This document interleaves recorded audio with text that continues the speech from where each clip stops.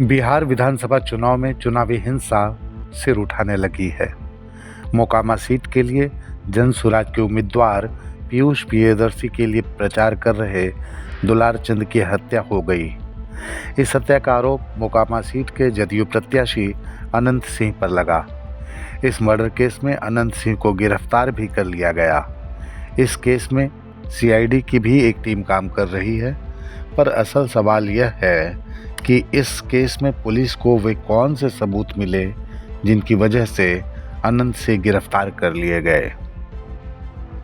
घटनास्थल से कई जगह के फुटेज भी प्राप्त हुए, जिससे क्या घटना हुई है उसके बारे में कई जानकारियाँ मिली। लोगों के गवाह भी सामने आए और उनकी गवाही भी ली गई।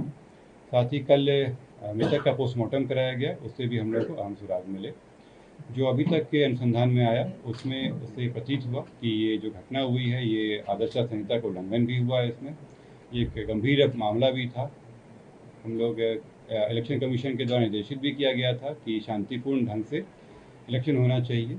और इसमें जब अनुसंधान किया गया तो पाया गया कि जो प्रत्याशी हैं वो वहाँ पे मौजूद थे, उनके सामने में घटनाएं हुई हैं और जो इस कांड के मुख्य अभियुक्त भी हैं अनंत सिंह, उनकी आज गिरफ्तारी बेड़ना गांव से किया गया है। इसमें हम लोग को जो जानकारी प्राप्त हुई थी, इनके दो सहयोगी भी इनके साथ में थे जो उस घटनास्थल पर भी थे और उनकी भी गिरफ्तारी की गई है। ये दो व्यक्ति हैं मणिकांत ठाकुर जो नदवा गांव के रहने वाले हैं और दूसरा रंजीत राम जो लदमा गांव के रहने वाले हैं। इस पूरे मामले में 3 लोगों की गिरफ्तारी हुई है। जो प्रत्याशी हैं अनंत सिंह, उनकी गिरफ्तारी हुई है। दूसरा मणिकांत ठाकुर जो नदवा गांव के रहने वाले हैं, बाढ़ थाना अंतर्गत। दूसरे रंजीत राम जो लदमा गांव के रहने वाले हैं। ये लोग भी उस घटनास्थल पर थे मौजूद। इन तीनों की गिरफ्तारी की गई है। इन तीनों को आगे मजिस्ट्रेट के सामने प्रस्तुत कराया जाएगा और आगे विधि सम्मत कार्रवाई की जाएगी। तो सुना ना आपने कि उस दिन दुलार चंद की तो हत्या हुई ही, उसके अलावा भी कानून के कई प्रावधानों का उल्लंघन किया गया। पुलिस ने पोस्टमार्टम रिपोर्ट को भी अनंत सिंह की गिरफ्तारी के लिए साक्ष्य माना। पोस्टमार्टम रिपोर्ट आया है, उस रिपोर्ट में दिया गया है कि उनके जो मृत्यु का कारण बताया गया है उसमें बताया गया है कि जो शॉक लगा है उनको हार्ड और ब्लंट सब्सटेंस के साथ, जो उनके हृदय और फेफड़ों में जो चोट आई है। इसके अतिरिक्त उनके पाँव में गोली का भी आया है, जिनको गोली मारी गई है। इस दोनों चीज़ों से स्पष्ट होता है कि ये हत्या का मामला है। और चूँकि घटनास्थल पे कई लोग मौजूद थे, वहाँ के लोगों के बयान वगैरह से स्पष्ट हो रहा है, तो इस कारण इसमें गिरफ्तारी। गोली बरामद हुई? नहीं, इसमें गोली बरामद नहीं हुई है, क्योंकि इसमें जो मृतक के पोस्टमार्टम में बचा कि एंट्री वुंड भी था और एग्जिट वुंड भी। इस केस में पटना पुलिस के 2 अधिकारी भी लपेटे में आए हैं और उनके खिलाफ मामला दर्ज किया गया है। आदर्श आचार संहिता बनाए रखना हम सभी की जिम्मेवारी है। वहाँ पे पुलिस प्रशासन इसमें लगी हुई भी है। वहाँ पे चूँकि जो घटनाक्रम हुआ था उससे वहाँ पे जो माहौल था वो थोड़ा बिगड़ा था और जो आदर्श आचार संहिता को बनाए रखना की जिम्मेवारी जो वहाँ पे थी रिटर्निंग ऑफिसर और जो पुलिस अधिकारी उन लोगों के ऊपर थी। जो जब इलेक्शन की शुरुआत हुई थी तो मेरे और डीएम सर के द्वारा वहाँ जाकर जो एमसीसी आदर्श आचार संहिता है उसके बारे में लोगों को जानकारियाँ भी दी गई थी, पुलिस पदाधिकारी और प्रशासनिक पदाधिकारियों को। और जो वहाँ के नोडल ऑफिसर हैं वो एसडीओ और वहाँ के एसडीपीओ हैं।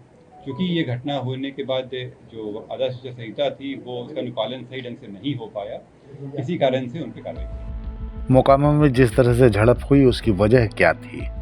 क्या यह किसी पुरानी रंजिश का नतीजा था या इसे राजनीतिक हिंसा से जोड़कर देखना ही ठीक होगा?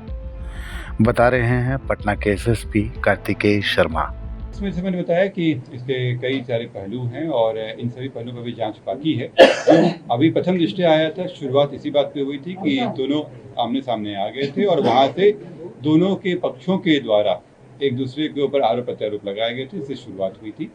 इसकी जो अन्य पहलू है उस पर जांच जारी है। अनंत सिंह वहाँ से कितनी दूर चले गए थे? घटना जब हुई, हत्या जब हुई, क्या आगे चले गए? तो उन्होंने कहा 30 गाड़ी आगे निकल गई थी। देखिए, इसमें से मैंने पहले भी आप लोगों को बताया कि जो लोगों के बयान आए और जो वीडियो फुटेज आए उसमें सभी तरह से मेल नहीं हो रहा है। और ये होता भी है कि जब घटनाएं हो जाती हैं तो कई तरह की बातें होती हैं, लोगों के अपने अपने पहलू होते हैं, एक सत्य होता है और एक लोगों के अपने अपने विचार होते हैं। तो इन सभी को लेते हुए सत्य की तलाश की जाती है और वही अनुसंधान का विषय है हम लोगों का। केवल गवाही या उसके आधार पर हम लोग नहीं चल सकते हैं।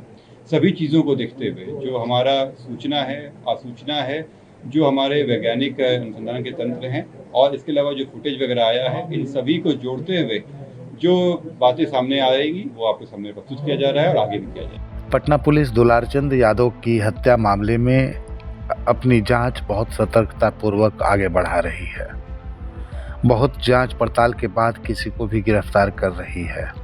उससे यह उम्मीद जगती है कि जल्द ही इस मामले का पट्टाक्षेप हो जाएगा और बिहार का चुनाव शांतिपूर्ण तरीके से पूर्ण होगा।